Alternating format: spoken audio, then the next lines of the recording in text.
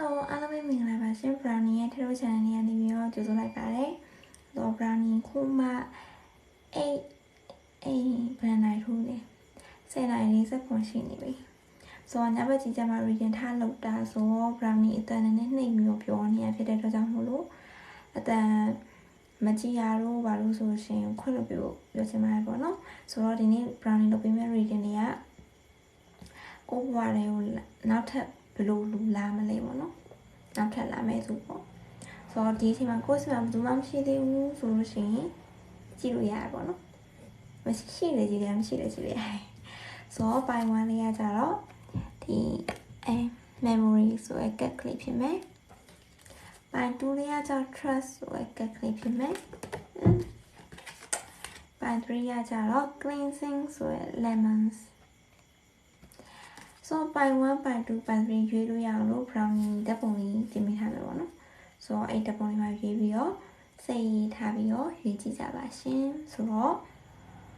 ပိုင်1 reading လေးစပြီပေါ့နော်ပိုင်1 reading လေးမစခင် brownie ရှိမှာပေါ့နော် brownie ရဲ့ channel ကို subscribe လုပ်ထားတဲ့သူ Facebook page ကို like လုပ်ထားတဲ့သူပေါ့နော်အားလုံးကို 20% off discount ရရပေါ့နော်20% off discount ရတဲ့ Facebook link ကိုလည်း brownie ရဲ့ comment မှာချပေးထားရပေါ့နော်အခု brownie က Facebook မှာတိတ်ပြီးတော့ active တိတ်မဖြစ်ဘူးဒါပေမဲ့ reading မေးတယ်ဆိုရှင်လာမေးလို့ရတယ်collective reading လေးအတူလေးအဲ့လိုမျိုးတင်ပေးထားရရှယ်ပေါ့နော်ဆိုမေလာတခုမေလာဆိုရှင်လည်းမေလာအတွက် collective reading လေးတင်ပေးထားရှင်ဆိုတော့ပိုင်ဝါလေး reading စလိုက်မယ်ပေါ့နော်ပိုင်ဝါ reading memories so overall energy ပေါ့နော်အားလုံးခြုံပြီးတော့ပိုင်ဝမ်းလေးကြည့်လိုက်တဲ့အခါမှာကိုမစီနောက်ထပ်ဝင်လာရဲဆိုကိုနဲ့ history ကိုနဲ့တမိုင်းကြောင့်ကိုနဲ့အတိတ်မှာပတ်သက်ခဲ့ဘူးလေသူကိုနဲ့အမှတ်တရလည်းဖူးရဲသူဖြစ်ဖို့များနေမယ်ပေါ့နော်ဖြစ်ဖို့များနေမယ်သူကဥမာဖြစ် fire signs ဖြစ်ဖို့များ fire sign Leo Leo energy strong တော့ဖြစ်တယ်ပေါ့နော်ပြီးတော့ဒီမှာ the sunsကိုဝရတယ်မှာသူကလေအဲ့လိုမျိုး healing energy တခုပေးခဲ့သူမျိုးပေါ့နော် healing လည်းဖြစ်ပြီးသူ့နာမနေရနှွေးထွေးတယ်အဲ့လိုမျိုးခံစားရတဲ့လူမျိုးပေါ့rosemary နဲ့ပတ်သက်တာ rosemary အပင်နဲ့ပတ်သက်တာတခုခုအသုံးပြုတတ်တယ်သူပေါ့နော် rosemary ဆိုမှ browning အခုတော့သုံးနေရှမ်းမစီချင်တာအဲ့ဒီဖြန်းတာ brownie စပင်းမစိုးလို့ခံစားရတယ်။ဒါအလကား sponsor မပေးဘဲနဲ့ကြော်ညာပါတော့။ rosemary ပါတယ်လို့ဒါနဲ့ပတ်သက်လို့တတိယလေးတစ်ခုပေါ့နော်။ဟုတ်လေစပင်းလေး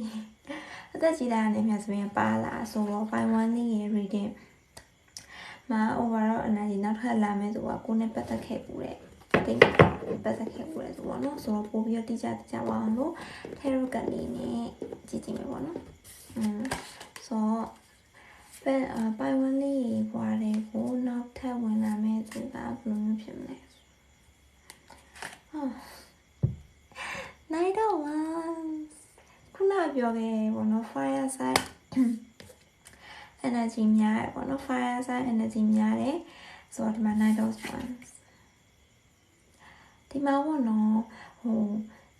နောက်ထပ်ဝင်လာမယ့်သူကလေအဲ့လိုမျိုးဘယ်လိုပြောမလဲခုနကပြောဆိုကိုနဲ့ memory ရှိရဖို့ပေါ့နော်ဒါမှမဟုတ်အဲ့လာလေလူတော်တော်များများကိုင်နေမှာကိုင်နေမှာဒါပေမဲ့သူ့ရဲ့ physical characteristic ကိုပြောရမယ်ဆိုလို့ရှိရင်တော့သူကသူ့မှာပေါ့နော်သူဖြစ်ချင်တဲ့အရာတွေအဲ့လိုမျိုးသူလုပ်ချင်တဲ့အရာတွေကိုတခုတည်းချာသိပြီးတော့ပြောလို့ရှိရင်တော့ physical ဘိုင်းနေနဲ့ဆွဲဆောင်မှုရှိတယ်အဲ့ဒီကတ်ကို brownie ကြိုက်ဆောင်မယ်တော့ငိုက်တယ်ဖလန် brownie နဲ့လီယိုပဲသပင်းအကြည့်သူရဲ့သပင်းသူရဲ့ Christmas သူရဲ့အရှိန်ဝါတော့တောင်ပန်းနဲ့အရင်မိုက်တယ်ဒီကတ်ထဲမှာဆိုရှင် nice day ထဲမှာဒီလူကအမိုက်ဆုံးလို့ပြောလို့ရတယ်ကွယ်ထားပါတော့သူ့မှာပေါ့နော်လုပ်ချင်တဲ့အရာ fashion တွေအများကြီးရော fashion တွေဖြစ်တယ်ဆိုပေါ့နော် fashion တွေဖြစ်တယ်ဆိုတော့အဲ့လိုမျိုးကိုလုပ်တဲ့အလုပ်ကိုအဲ့လိုမျိုးသေချာချစ်မြတ်နိုးပြီးတော့ design မဲ့လုပ်တတ်တဲ့သူမျိုးပေါ့ပြီးလို့ရှိရင်သူ့ရှိမှာ တူလာပြီဆိုတာနဲ့လူတွေအားလုံးက attract အာယုံ attention ရသွားတယ်လူတွေအားလုံး attention ရတာမျိုးပြီးတော့လေသူကအဲ့လိုမျိုးသဘောကောင်းတဲ့သူသဘောကောင်းနှလုံးလှတဲ့သူမျိုးပေါ့နော်နှလုံးလှမျိုးကိုယ်ကောက်ွယ်ခြင်းစိတ်အပြည့်ရှိတဲ့သူမျိုးမြင်နေပေါ့ဘာလို့လဲဆိုတော့တောင်ပန်လေးကိုကြည့်ရတယ်နှွေးထွေးသွားတဲ့ခန်းစားချက်တစ်ခုရတယ်ကွာခုနက brownie ပြောလို့မျိုးနှွေးထွေးတဲ့ energy တစ်ခုသူကကိုယ်ပေးပေါ့နော်ဆိုတော့နောက်ကဆွဲကြည့်အောင်ပေါ့နော်ဆိုတော့ပိုင်းဝလေးရေဘွားတဲ့ဦးဝင်လာမယ်နောက်ထပ်ဝင်လာမယ်သူကဘယ်လိုဖြစ်မလဲပေါ့so strand reverse အရာဆိုလို့ရှိရင် strand ကလည်းအမှန်တကယ် fire side လေးကိုစားပြပါပေါ့နော်ဟိုကောင်တော်တော် fire energy များနေငါတို့ fire energy များနေဆို fire side နေတကယ်တော့လေသူတို့ကလေတော်တော်ဘယ်လိုပြောမလဲနှလုံးနွေးထွေးမှုပြီးပြီးတော့နှလုံးလှရလို့ပေါ့နော်ကိုပြောနေအောင်ဟုတ်ပါဒါပေမဲ့အဲ့လိုမျိုးပေါ့နော်strands က Leo ကိုစားပြခုန brownie ပြောဒီမှာဆိုလို့ရှိရင် Leo sign လေးပါတယ်ပေါ့နော် Leo energy အများရပေါ့နော်သူကလေ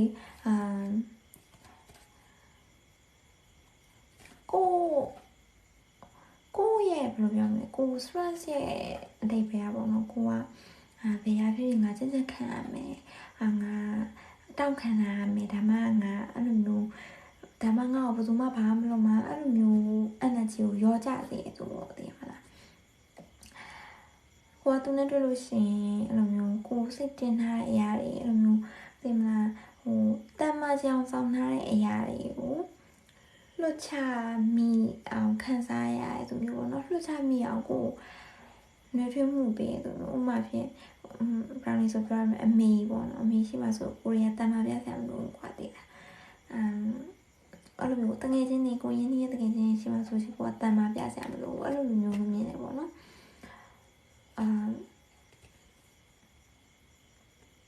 ဒီမှာဆိုလို့ရှိရင်လေကိုကလေသူ့ရဲ့ရှင်ငွေမှာလို့ခိုးလုံဘူးရဲ့သူမျိုးဖြစ်နေမယ်ကိုတော့အဲ့လိုမျိုးယောက်ျားလေးဆိုလို့ရှိရင်အခုကြည့်နေယောက်ျားလေးဆိုရှင်တော့ကိုတော့အမေတယောက်လိုစောက်ရှောက်ပေးခဲ့သူဖြစ်နေမှာပေါ့နော်ဒါပေမဲ့အဲ့လိုမျိုးမလုပ်ပဲကိုလွှတ်ချခဲ့သူပဲမြင်နေပေါ့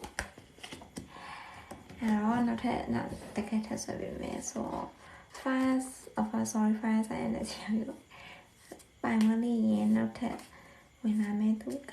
ဘယ်လိုဖြစ်မလဲပေါ့နော်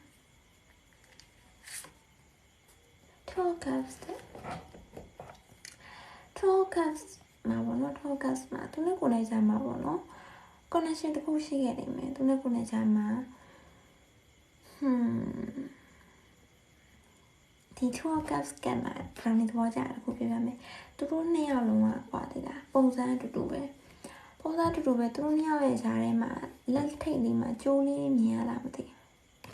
ဟိုဂျပန်ဆိုယူစကားရှိတယ်ဟိုမီးရပြတော့ဖုန်းနေတယ်ဂျပန်ဆိုယူစကားရှိတယ်မျိုးဖူးစာဘက်ကျိုးပါသေးလက်သက်ကျွေးမှာပါတယ်ဆိုလားပါလားဆိုတော့သူနဲ့ကိုနေကအတိတ်ဘဝရေးဆက်ရှိခဲ့တဲ့သူလည်းဖြစ်နေမယ်သူနဲ့ကိုနေကြမှာရေးဆက်ကပါပြီးတော့နော်ဖြတ်တောက်လို့မရအောင်ဘာလို့ဆိုတော့ဒီမှာကျိုးရအများကြီးပဲပြီးတော့လေကိုနဲ့သူနေရလေ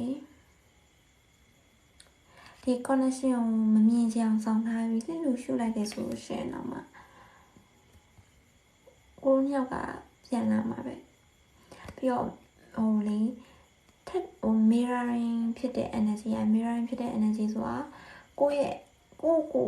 သူ့ကိုပုံစံသူ့စီမှာမြင်နေရတယ်လို့ပေါ့နော်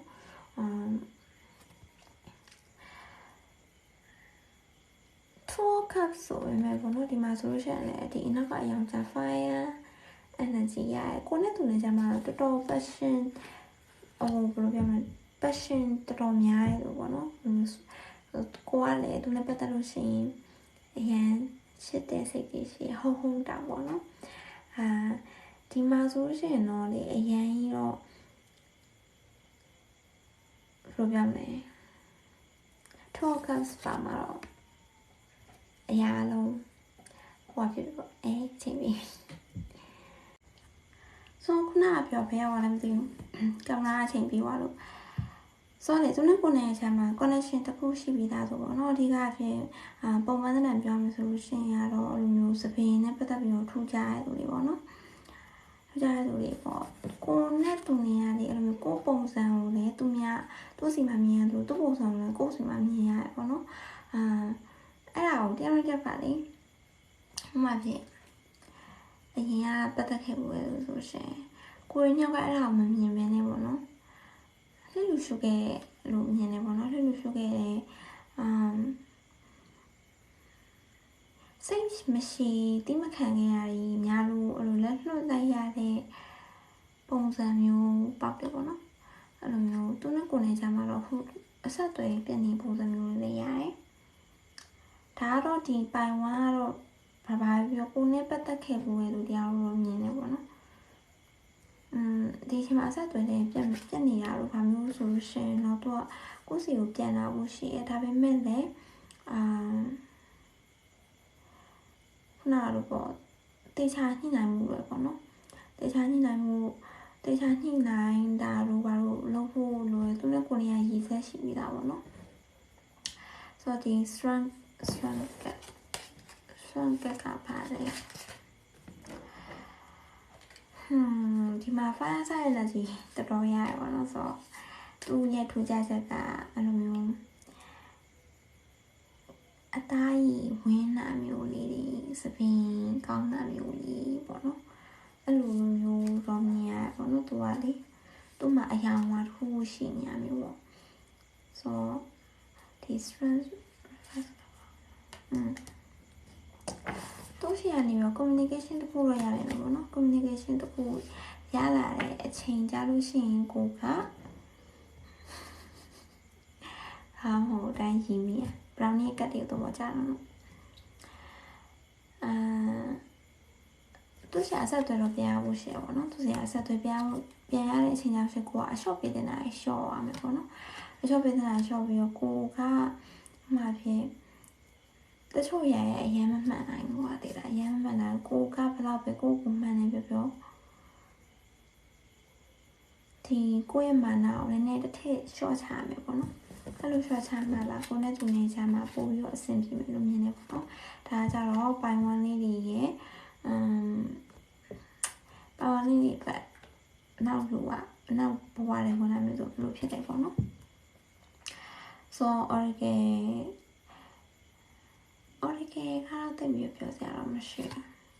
ဆိုတော့ဒီမှာပိုင်ဝမ်လေးရဲ့ reading ကိုဒီမှာမြင်နိုင်မယ်ပေါ့နော် brownie အရင်နဲ့ပုံနေမှုလို့အရင်မဆိုင်နိုင်တာတွေပါနဲ့မရှင်းတာရှင်းခုနပါပေါ့နော်ဒါ Hello ပိုင်တူလေးအားလုံးပဲမင်္ဂလာပါရှင်အတန်းနည်းနည်းဆိုမှဒီအခုလာဖွင့်လာတဲ့ဆိုတော့ဒီမှာပေါ့နော်ပိုင်တူလေးအတွက်ဘဝတွေနောက်ထပ်ဝင်လာမယ်ဆိုပေါ့နော်အခုအရင်ပုံနေပြီ brownie အခုက7နိုင်လောက်ရှိနေပြီဆိုတော့ brownie အရင်ကျနေမှာဆိုလို့ပေါ့နော်အတန်းနှိပ်ပြီးပြောတာပေါ့နော်တိတ်ပြီးမရှင်းဆိုလို့ရှိရင်နည်းနည်းသိခံပြီးကြည့်ပေးကြပါဆိုတော့ brownie ရဲ့ video လေးမစခင်ပေါ့နော် brownie ရဲ့ channel လေး Facebook page လေးကို like လုပ်ထားမယ်ဆိုလို့ရှိရင် 20% off ရမယ် brownie Facebook page မှာတော့အရင်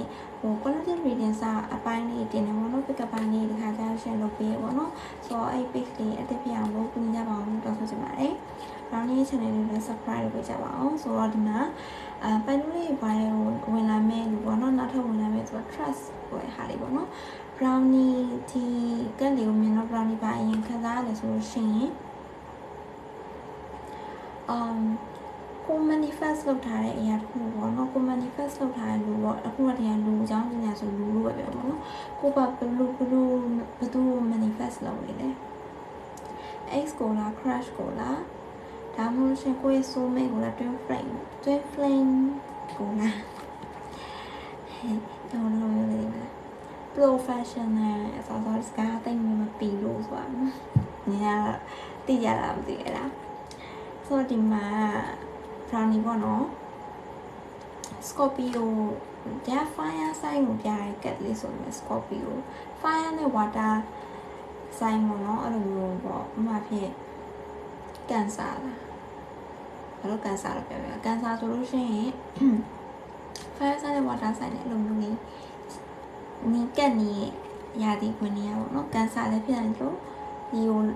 လို့ဖြစ်နေဒါပေမဲ့ဒီမှာ brownie တိတ်ပြီးတော့ fire sign energy ကိုပိုင်ဝါလို့မျိုး fire sign energy အရင်ခံစားရတာမဟုတ်ဘူးဒါပေမဲ့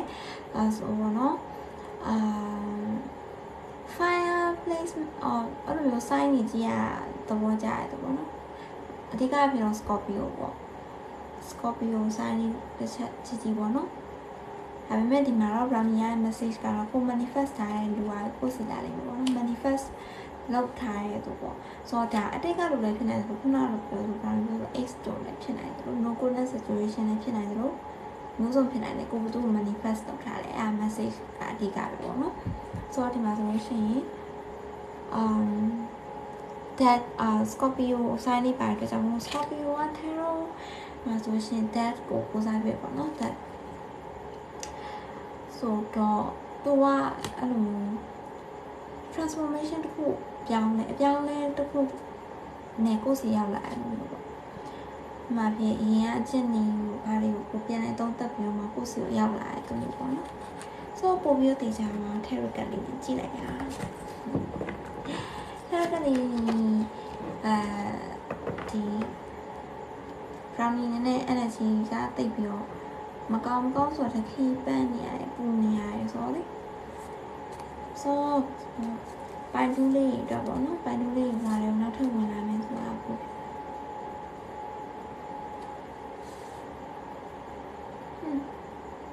Nine of Pentacles reverse ပေါ့နော်ကိုကလေသူ့ကိုပေါ့နော်သူရှိမနေနိုင်ဘူးဆိုပြီးအဲ့လိုစိတ်ကလေးနဲ့ manifest လုပ်ထားတာပေါ့နော်သူ့လို့ဆို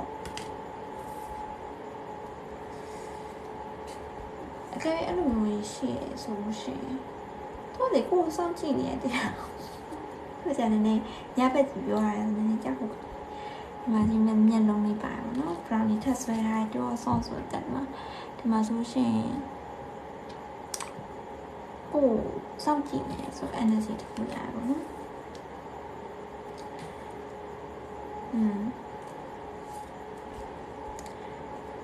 ဒူးလေးအတွက်နောက်ထပ်ဝင်လာမယ်ဆိုတော့ဘယ်လိုဖြစ်မလဲစစ်စောင်းလာစီ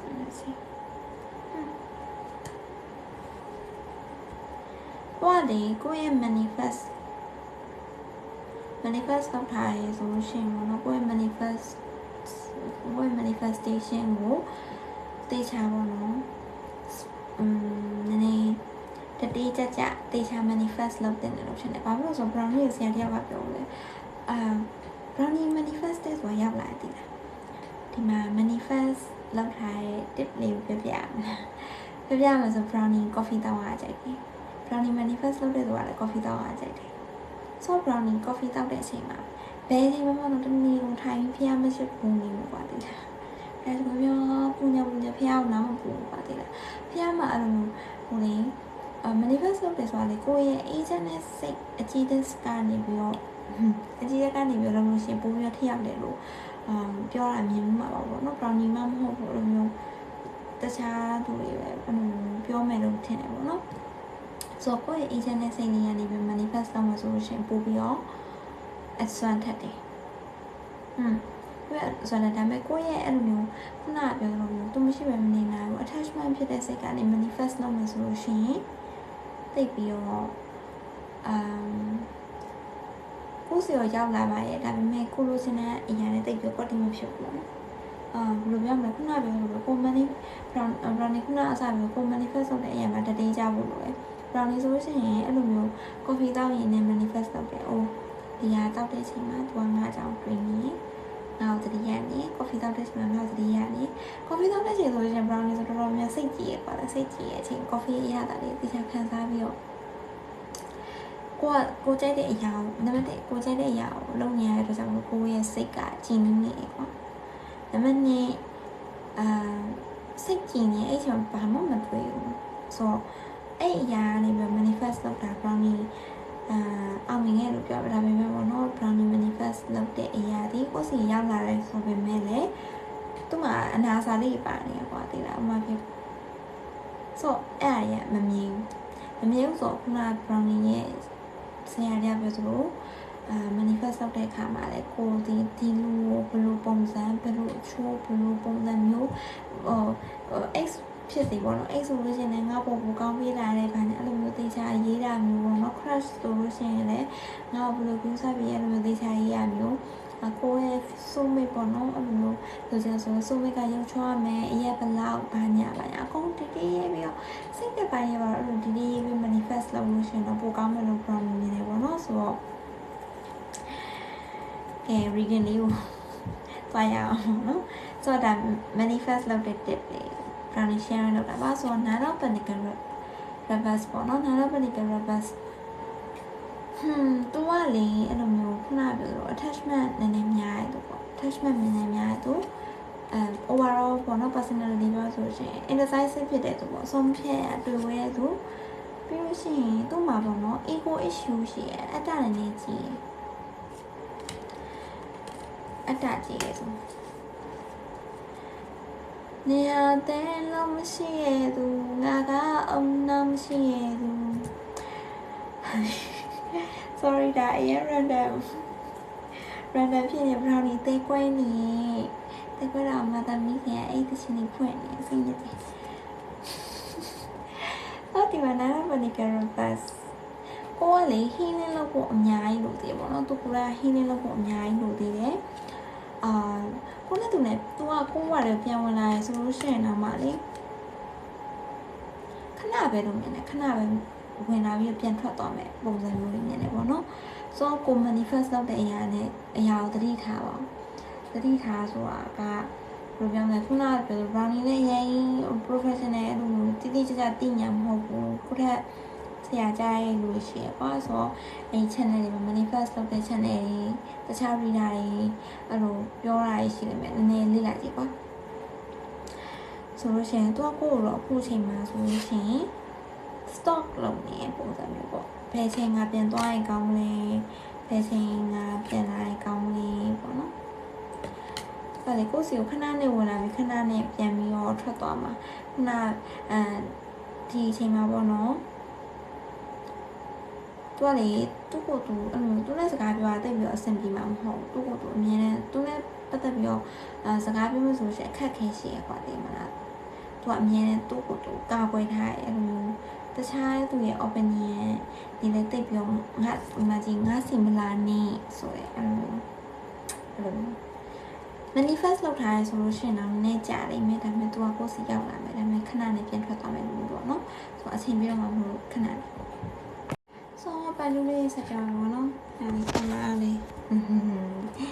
အရင်ဆုံးပြီးဆုံးပြဖြစ်နေတာဒီစပင်းရမ်းပူလို့တန်ချရမယ်နေဒီຢာတွေကိုနည်းနည်း respect ရှိနေနေကိုတသိရနေရောဆိုတော့ brownie ဆက်ပြောပါတော့ဘာလဲအဲ့လိုပြောမှဆိုရှင် material lessons ဖြစ်တဲ့သူပေါ့ material lesson ဖြစ်တဲ့သူဆိုတော့သူနားပန်ဒီက reverse ကကိုနားပန်ဒီကဆိုတာကို fulfilling ဖြစ်အောင်လုပ်တာမျိုးပေါ့နော်ကို self care လုပ်တာမျိုးဒါပေမဲ့ reverse ကြတဲ့အခါမှာသူကလေအဲ့လိုမျိုးကို self love ကိုသိမှလား self love ဆိုတာကိုရဲ့ဒီနှလုံးဘယ်လိုပြောမလဲကိုမှပြန်ရှာရတာပေါ့ self love နဲ့အဲ့လိုကိုပေါ့ငွေကြီးဥစ္စာတွေအဲ့လိုမျိုးနေလေဖုံးကွယ်လိုက်ပြီးကိုရဲ့ထင်ရည်ဖုံးကွယ်လိုက်တယ်မတူဘူးပေါ့ဥမာဒီ main ကလေးဆိုရှင်ငါ self love ရှိရဲဆိုလို့ရှင် self love ရှိရဲဆိုတာ glow up ဖြစ်ပြီးအရန်လှလာတာကိုပြောမှာမဟုတ်ဘူးပေါ့ကိုကောင်းကောင်းမူစားတယ်ကို view ဆိုင်ကိုရဲ့ခန္ဓာကိုယ် view ဆိုင်တယ်ဟုတ်တယ်အဲ့လို view ဆိုင်လို့လှလာမျိုးဆိုတဲ့လုံးဝအဲ့လိုမျိုး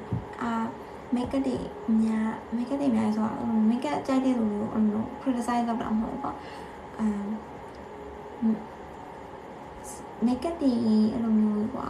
အများကြီးတော့လုံးဝဘာသိမလဲစပင်းလေးညက်အဲ့လိုမျိုးတွေနဲ့ကွာအလှပရပဲလုံးနေရကွာအလှပရပဲလုံးနေပြီးတော့ကိုယ့်ရဲ့စိတ်အထဲကိုပြန်မကြည့်ဘူးအဲ့လိုမျိုးပုံစံမျိုးလေးပေါ့နော်အဲ့လိုမျိုးလုံးတင်နေဒါပေမဲ့လည်းအဲ့လိုမျိုးဒီအလှပငါပိုလှလာတယ်ဒီအလှပရီကပဲ self love မဟုတ်ဘူးကွာတိလားအဲ့လိုမျိုး ကိုကောင်းကောင်းအေးဝါအိမ်လိုက်တာမျိုးလေးရလဲ self love ပေါ့နော်။ဟုတ်ပြီငါအဲ့လိုအလှအရန်ပြင်ပြီးတော့အေးဝါမအိမ်ဘူးဒီအကြောင်းပဲတွေးနေမယ်ပူလောင်နေမယ်ဆိုဒါ self love အဆင့်မဟုတ်သေးဘူးပေါ့နော်ဆိုတော့နောက်ထပ်ပေါ့နော်သူနဲ့ခုန brownie ပြောလို့မျိုးသူကနည်းတင်ယူတန်ပြီးတော့သူ့ရဲ့အဲ့လိုမျိုးပေါ့ဒီအချိန်မှာဆိုလို့ရှိရင်သူဒီ healing မလုပ်နိုင်သေးဘူးပေါ့နော် healing မလုပ်နိုင်သေးဘူးသူ့ရဲ့သူကိုယ်စီကိုလာရဆိုလို့ရှိရင်တော့သူ့ရဲ့စိတ်ထဲမှာပေါ့နော်အဲ့လိုမျိုးခါမှဆိုရှုပ်ထွေးစရာအများကြီးရှိရကွာတိလားအဲ့လိုရှုပ်ထွေးစရာအများကြီးရှိသေးတယ်ပြီးလို့ရှိရင် 6 of 1 reverse ပေါ့နော်ခုနကပြောလို့မျိုးဒီမှာဆိုလို့ရှိရင် brownie ပေါ့နော် fire sign နဲ့ earth sign နဲ့ပေါ့နော် earth sign နဲ့ရတယ်သူဆိုလို့ရှိရင်တလွဲမှနာထားရပေါ့တလွဲမှနာထားခုနကပြောသလိုပဲငါအရန်လှလာပြီငါအရန်အောင်မြင်လာပြီဟဲ့ဒီမှာငါ့ကိုကြည့်လိုက်ဆိုရယ်ပုံစံမျိုးနဲ့ဝင်လာတော့ဆိုကိုယ့် ex ဆိုလို့ရှိရင်ကိုကြံလာတယ်ဆိုလို့ရှိရင်ဝင်လာဆိုတော့ဟဲ့ဒီမှာငါအရန်အောင်မြင်နေပြီငါအရန်လှနေပြီငါအရန်ပတ်စံနေရှိနေပြီဆိုတလွဲမှနာရီအမျိုးထားပြီးတော့ကိုယ့်စီကိုပြန်ရောက်လာတယ်ပေါ့နော်ဆိုသူနဲ့ကိုနေကပြန်လာတဲ့အဆင်ပြေမှာမဟုတ်ဘူးဘာလို့လဲဆိုခုနကပြောလို့ပဲသူဒီ close off အရင်ဖြစ်နေသူဒီအဲ့လိုမျိုးတလွဲအမြင်နေဖြစ်နေဒီလက်ခံမှုသူ့ကိုသူအဲ့လိုမျိုးအတင်းကာကွယ်ထားရပြီးရှင်ခုနကပြောတလွဲမှနာပေါ့ main ကလေးဆိုလည်း main ကလေးလျောက်တလွဲမှနာယောက်ျားလေးဆိုလို့ရှင်ယောက်ျားလေးလျောက်တလွဲမှနာထားတဲ့အတွက်ကြောင့်မို့လို့အဲ့လိုမျိုးထားရသူကကိုယ်လည်းမဖြစ်ဘူးလို့ပဲပေါ့နော်အဲ့လိုမျိုးမထားပါနဲ့ပေါ့နော်ဆိုခဏရေရှိတည်မြဲမှာမဟုတ်ဘူးပေါ့ဒီပိုင်း1ရဲ့ energy နဲ့ပိုင်း2ရဲ့ energy နဲ့တိတ်တော့မတူဘူးပေါ့နော်တိတ်တော့မတူဘူးဆိုတော့အဲ့တော့ manifest လုပ်တယ်ဆိုလို့ရှိရင်တော့ပေါ့နော်အဓိကအပြင်ပိုင်း2တွေကိုပြောချင်တာကိုယ့်ကိုပေါ့နော် self love လုပ်ဖို့ attachment နေ show ဖို့ပေါ့နော်အဲ့လိုဆိုလို့ရှိရင်တော့ result ကတခုခုတော့ပြောင်းလဲသွားနိုင်တာတော့မသိဘူးပေါ့ခုနပြောလိုပဲ manifest လုပ်တဲ့နေရာမှာဘာစီပြန်လာပါစေငါစီဝါဖြစ်ပါစေအဲ့လိုပူလောင်တဲ့နေရာနေအဲ့လို manifest လုပ်တာထက်ပေါ့နော်သူအေးချမ်းပါစေသူအဆင်ပြေပါစေမေတ္တာပို့ရအောင်ပို့လိုက်ဒါပေမဲ့ငါစီပြန်လာရမယ်ငါ့ကိုမတန်းတန်းဆွဲဖြစ်နေရမယ်ငါ့ကိုပဲအဲ့လိုမျိုးဖြစ်နေရမယ်ဆိုအဲ့လိုတွဲမှနိုင်အဲ့လိုမျိုးတချို့အဲ့လိုမျိုးရှိရမလားငါ့ကိုပဲစဉ်းစားနေရမယ်ငါ့ကိုပဲမမေ့နိုင်ဖြစ်နေရမယ်ဆိုရင်မကောင်းဘူးမလုပ်နဲ့အတကြီးอ่ะကိုချစ်ခဲ့တဲ့တရားအတမကြီးနေဒီမလားဆိုအဲ့လိုမျိုး short ချတယ်ပေါ့နော်ဆိုအဲ့လိုမျိုးကိုကအတကြီးကြီးနဲ့ manifest လုပ်နေရဆိုရှင်ဟောလိုမျိုးတလွဲမှနာတယ်အတကြီးရဲ့သူပဲကိုကပြန်ရလိမ့်မယ်ဘာလို့လဲဆိုသူနဲ့ကိုနဲ့ကအဲ့လိုမျိုးနေကိုယ့်ရဲ့ energy ကသူ့စီမှာတော့ပြရောင်ပြန်ဟက်နေရလို့ဆိုကိုစုတောင်းနေရကိုစီပြန်လာရပဲလေနော်ဆိုကိုကစုတောင်းနေရမာနကြီးလောဘကြီးမထည့်ဘူးလို့ပဲလေဆိုဒါပိုင်2လေး reading ဖြစ်ပါတယ်ဆိုပိုင်3လေးတော့မယ် Hello ပိုင်3လေးအားလုံးမင်္ဂလာပါရှင်ပိုင်3လေး reading လေးပြန်လို့ကြိုဆိုလိုက်ပါတယ်ဆိုတော့ဒီမှာဆိုလို့ရှိရင်ပိုင်3လေးအတွက်ပေါ့နော် cleansing ဆိုရဲဟေးဟာအဖက်မြန်ပြုတ်သွားပြီလား cleansing ဆိုရဲကတ်ကလေးရဟာပေါ့နော် cleansing ဆိုရဲကတ်ကလေးမှာ brownie ပေါ့နော်ဒီမှာဒီလူဝါပေါ့နော်အချက်ပိုင်း1ပိုင်း2နဲ့မတူဘဲနဲ့ပေါ့နော်ဒါကိုဘွားတယ်မှာလူတက်ဝင်လာမယ်လို့မြင်တယ်ပေါ့နော်နောက်တွေ့မယ်သူဆိုတာတည်မလားကိုဘွားတယ်နောက်ထပ်ရောက်လာမယ်ဆိုတော့လူဟောင်းလေးဖြစ်နိုင်တယ်အစုံဖြစ်နိုင်တယ်ဆိုတော့ဒီပိုင်းမှာတော့လူတက်လို့မြင်တယ်ပေါ့နော်ဒီပိုင်းမှာလူတက်လို့ဖြစ်မြင်တဲ့အချိန်မှာပေါ့နော်ကိုရဲ့ဘဝမှာပေါ့မကောင်းတဲ့ energy မကောင်းတဲ့လူတွေမကောင်းတဲ့ toxic relationship တွေပြီးသွားတဲ့နောက်မှာထွက်လာရောက်နောက်ထပ်ရောက်လာပေါ့လူပေါ့နော်နောက်ထပ်ရောက်လာImandili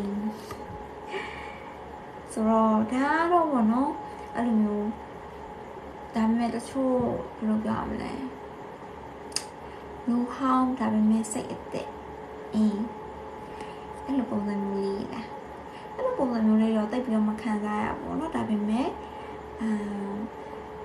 ဒါလူအသက်လိုမြင်နေပေါ့လူအသက်နောက်ထ ထပ် chapter အသစ်ပေါ့နော် chapter အသစ်လို့မြင်တယ်ဆိုတော့ပို့ပြီးတော့တည်ကြအောင် brownie ပြန်တက်ရုပ်ကလေးနဲ့ကြည့်မယ်ပေါ့နော်ဆို brownie ရဲ့ channel ကို subscribe ထားရင် Facebook မှာ like လုပ်ထားရင်ပေါ့နော် 20% off discount ရတယ်အကယ်၍ပိုင်2ကိုကြည့်မယ်ဆိုလို့ရှင်ပိုင်2မှာ manifestation နဲ့ပတ်သက်ပြီးတော့ပေါ့နော်sharing လုပ်ထားရရှိရဲအဲ့ဒါတွေ time stamp ထည့်ပေးထားမယ်ပေါ့နော်ဘာလို့လဲဆိုတော့ဒီ part 3တွေမှာလည်း manifest လုပ်နေတဲ့သူတွေအဲ့လိုမျိုး ritual လုပ်တဲ့သူတွေအဲ့လိုမျိုးရှိမလားလို့ခံစားရလို့ပေါ့နော်ဆိုတော့ဒီမှာခံစားတော့တလောက်လေအဲ့လိုတဲ့ကိုနေရဘယ်လိုပြောမလဲအယောင်လွန်လေးဆိုကိုကလည်း healing ဖြစ်သွားတဲ့အချိန်ပေါ့နော်ကိုကလည်း healing ဖြစ်သွားတဲ့အချိန်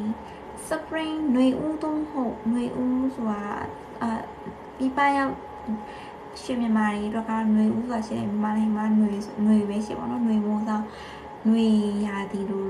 အချိန်မျိုးလေးမှာတွေ့ရသူတွေဖြစ်နေမှာပေါ့နော် fresh ဖြစ်တဲ့ energy လေးခံစားရတယ်သူနဲ့တွေ့တယ်မှာအလိုရွှင်အေးလေးဖြစ်သွားမျိုးပေါ့နော်ဥမာပြီး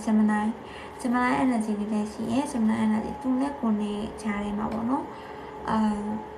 communication ကောင်းကောင်းပြောဆိုနိုင်မယ်သူပေါ့ communication ကောင်းကောင်းပြောဆိုနိုင်မယ် energy ကိုက်မဲ့သူပေါ့နော်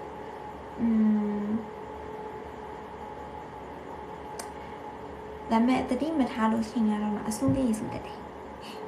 ရှောက်ပြီးတော့တမန်ဒီမှာအဆုံးလေးပါတယ်ပေါ့နော်ဆိုတော့သူဒီပေါ့နော်အကယ်၍ပေါ့ဟိုက toxic relationship ထဲမှာရုံထွက်လာတဲ့သူတွေပေါ့နော်ဥပမာဖြစ်ဟိုကကောင်းမရဲ့ဒါနဲ့ကိုယ့်ဘုံမကောင်းတဲ့သူတွေအဲ့လိုမကောင်းတဲ့ relationship တွေကြုံနေရတဲ့နောက်မှာ universe ကကိုယ်ဆုတ်ချတဲ့လူလိုမြင်တယ်ကိုယ့်ရဲ့ကြိုးစားမှုအတိအပွင့်ရလက်တွေမြင်လာရပေါ့နော်ပြီးတော့သူကလေတပ်ပါတီ situationship နည်းနည်းရှိတဲ့ကိုယ်စီဝင်လာတယ်ဆိုလို့ရှိရင်တော့ဒါပေမဲ့အဲ့လိုမျိုးတပ်ပါတီဆိုတာထပ်ပွားသေးလားအဲ့လိုမျိုးတငယ်ချင်းအပေါင်းအသင်းကြီးအဲ့လိုမျိုးအပေါင်းအသင်းအဲ့လိုမျိုးနေရပါတော့ဥမာဖြစ်ကိုယ်တငယ်ချင်းကတခြားတငယ်ချင်းနဲ့တွေ့လို့ကိုကလိုက်သွားရင်လည်းသူနဲ့ကိုယ်နဲ့တီးခဲ့တဲ့ပုံစံမျိုးလေးပေါ့နော်အဲ့လိုမျိုးလေးရရပါတော့ဆိုတော့ brownie tarot ကနေကြည့်ပြမယ်နော်ခဏလေးဆောင်ပါဆိုတော့နော် part 3လေးအတွက်ဒီမှာ tarot ကနေကြည့်ပြထားရပါတော့tarot ကနေကြည့်ပြထားရဲဆိုတဲ့အချိန်မှာပေါ့နော်သူနဲ့ကိုယ်နဲ့ကကိုယ့်ရဲ့နောက် brownie ကလည်းဒီကိုပေါ့နော်တတိထားအဆူဆူတက်တယ်ဆိုတာမျိုးပေါ့နော်သူကလူသက်ဆိုပေမဲ့ပေါ့ကိုစီရောက်လာတဲ့အချိန်မှာဆိုရှင်ခုနကပြောလို့ပေါ့သူ့မှာလည်းအဲ့လို chapter တစ်ခုပေါ့နော်အရင်က relationship နဲ့ပတ်သက်ပြီးတော့သူလည်းလောလောလတ်နဲ့မှအဲ့လိုမျိုးထွက်လာတယ်လို့ဖြစ်နိုင်တယ်ပေါ့နော်ဒါပေမဲ့ဒါက upright ဖြစ်သွားမယ်ဆိုလို့ရှင်တော့အရင်ကောင်းတယ်ဆိုတော့ဒီမှာသူကအခုချိန်မှာဆိုလို့ရှင်သူကသူ့ရဲ့ခံစားချက်ပေါ့နော်ဥမာဖြစ်အဲ့သူကဘယ်လိုလုပ်မလဲဆိုလို့ရှင်သူ့ရဲ့ခံစားချက်တွေပေါ့နော်ဥမာဖြစ်ငါဒါမျိုးထုတ်ပြလိုက်လို့ရှိရင်နာကျင်ရမလားခံစားရမလားအဲ့လိုပုံစံမျိုးလေးလည်းမြင်နေပေါ့နော်ဆိုတော့ဒီမှာသူ့မှာဘယ်လိုပြောမလဲသူ့မှာစူးစမ်းအားထုတ်ခြင်းစိတ်လေးလည်းရှိရကိုပေါ့ကောင်းပြီးခြင်းစိတ်လေးရှိရဒါပေမဲ့ခုနပြောသလိုပေါ့ငါဒီလိုငါလောက်ပြလိုက်လို့ရှိရင်ငါနာကျင်ဝမ်းမလားဆိုရယ်စိုးရင်စိတ်လေးကြောက်စိတ်လေးပေါ့နော်နည်းနည်း defensive ဖြစ်တဲ့စိတ်လေးရှိရပေါ့နော် defensive ဖြစ်တဲ့စိတ်လေးရှိရဒါပေမဲ့ပေါ့သူကအဲ့လိုမျိုးကိုယ်စီခုနပြောသလိုပေါ့တငယ်ချင်းအနေနဲ့စတွေ့ပုံများတယ်ပေါ့နော်တငယ်ချင်းအနေနဲ့စတွေ့ပုံများတယ်လောလော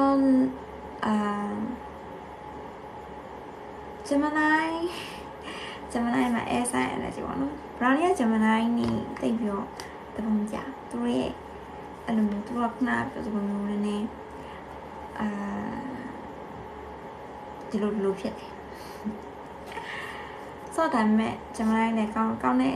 Gemini လည်းရှိမှာပေါ့နော်ဆိုတော့ဒီမှာဆိုလို့ရှိရင် brownie ကိုကလေသတိပေးနေတာကကိုကအရင်သိပြီးတော့စိတ်ပြီးတော့နှစ်ခါလိုက်ဖို့အကြံပြုချင်ပေါ့နော်ဒီလိုနဲ့ပတ်သက်ပြီးတော့ကိုကစိတ်ရှည်ရလိမ့်မယ်စိတ်တော်ရှည်ရလိမ့်မယ် ခုနပြောသလိုပဲ universe ကကိုအတွက်ပြီးရဲ့အတိအပွင့်ဆိုပေမဲ့လေပေါ့နော်ကိုကအရှိ relationship မှာဘာတွေပေါ့ခဏလေးနောက်ထပ် message တစ်ခုကလိုလည်းဖြစ်နိုင်တယ်ကိုမှာ commit ရှိရပေါ့နော် commit ဆိုဝစ်ကြွေပေါ့ဝစ်ကြွေရှိရဆိုလို့ရှိရင်သူကဝစ်ချီပြီးမဲ့ relationship ပဲဖြစ်နေတော့တယ် Oh my god ဒါဘူးဆိုရင်အဲ့မဲ့လေဟိုဝစ်ချီပြီးမဲ့ဆိုတော့တင်မလားဥမာဒီအရင်တော့ကိုကသူများကိုမကောင်းတာတော့ coach လောက်တာမျိုးဘာလို့တော့တခုခုမတရားတခုလုံးမိရဆိုလို့ရှိရင်ပေါ့အလူတိုင်း perfect ဖြစ်တာမလုပ်နိုင်ဘူးမပြောနဲ့ကိုကလေ intentionally ကိုကတကယ်